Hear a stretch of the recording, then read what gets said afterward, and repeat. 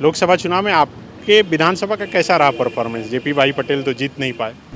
Candidate का presence बहुत matter करता है। हम्म। एक तो लास्ट मोमेंट में टिकट मिलना, ऊपर से कैंडिडेट कहीं भी नहीं पहुंच पाए। मेरे क्षेत्र में 20% एरिया वो हार्डली कवर करे होंगे और हमको लगता है कि इनफैक्ट अपने समाज के पास भी उनका मतलब उपस्थिति उतना नहीं हो पाया जिस। दूसरी पार्टी से आए उसका भी नुकसान हुआ। हाँ, थोड़ा सा लोग हमें हमें ही बोलते थे कुछ कुछ, तो हम बोलते थे ऐसा नहीं है। लोग बोलते थे कि नहीं आप इतना मतलब हमें ही समझाने लगते थे। आप रहती हैं हम उम्मीदवार तो उनको मजबूती से पब्लिक लड़ती को हैं। समझाते थे, पब्लिक हमें समझा, कार्यकर्ता समझाने लगते थे। एक नज़र से देखना चाहिए कि बड़का गांव से क्या हुआ, बरी से क्या हुआ, क्या क्यों हुआ ओवरऑल हाँ।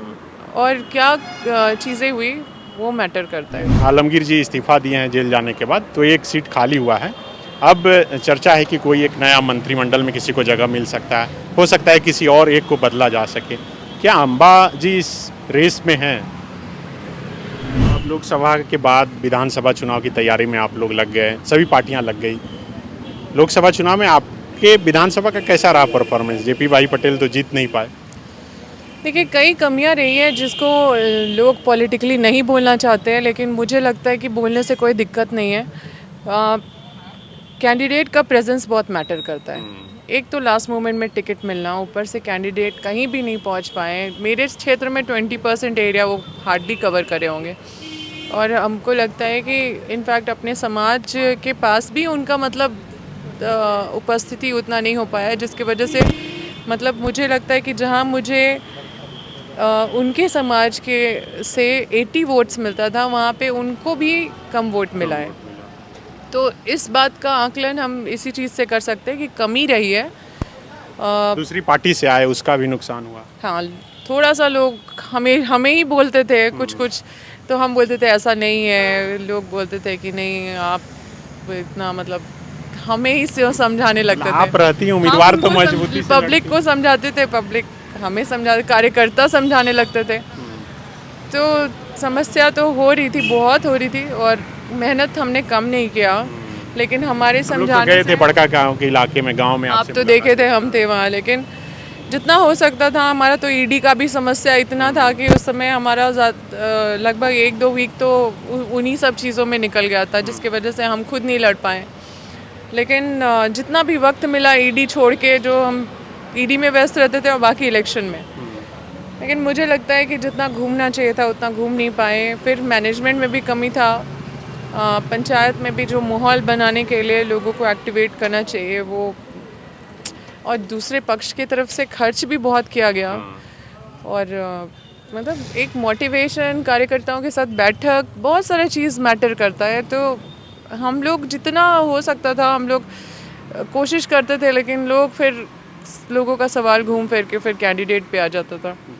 अभी तो कौन? ये हाँ अच्छा बोलिए। कभी मुझे नहीं लगता कि ये सिर्फ एक नज़र से देखना चाहिए कि बड़का गांव से क्या हुआ, बरी से क्या हुआ, क्या क्यों हुआ ओवरऑल हाँ। और क्या चीज़ें हुई, वो मैटर करता है। अभी कांग्रेस में जो स्थिति है, एक आलमगीर जी इस्तीफा दिए हैं जेल जाने के बाद, तो एक सीट खाली हुआ है। अब चर्चा है कि कोई एक नया मंत्रिमंडल में किसी को जगह मिल सकता है, हो सकता है किसी और एक को बदला जा सके। क्या अम्बा जी इस रेस में हैं? मेरा कोई वैसा रेस नहीं है, कुछ नहीं। हम अपने कर्म पे विश्वास करते हैं और हमको नहीं लगता कि अगर हम कुछ काम करना चाहें तो हमको कोई रोक सकता है।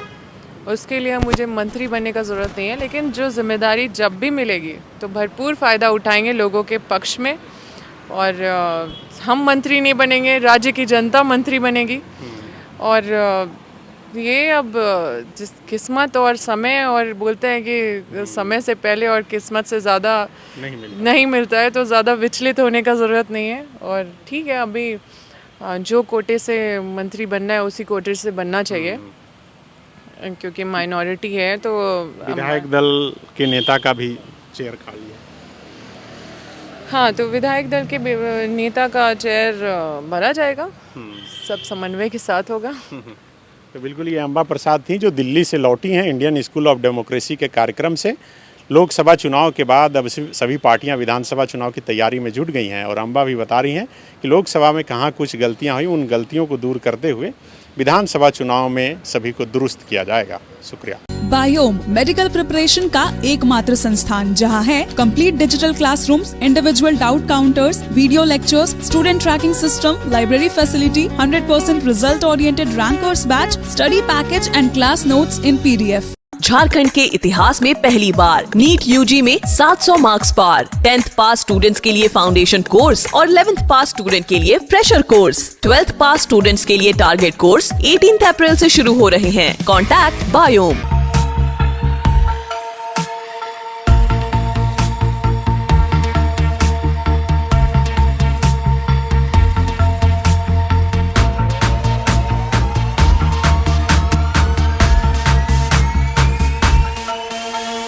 thefollowup.in. Like, share, and subscribe. www.thefollowup.in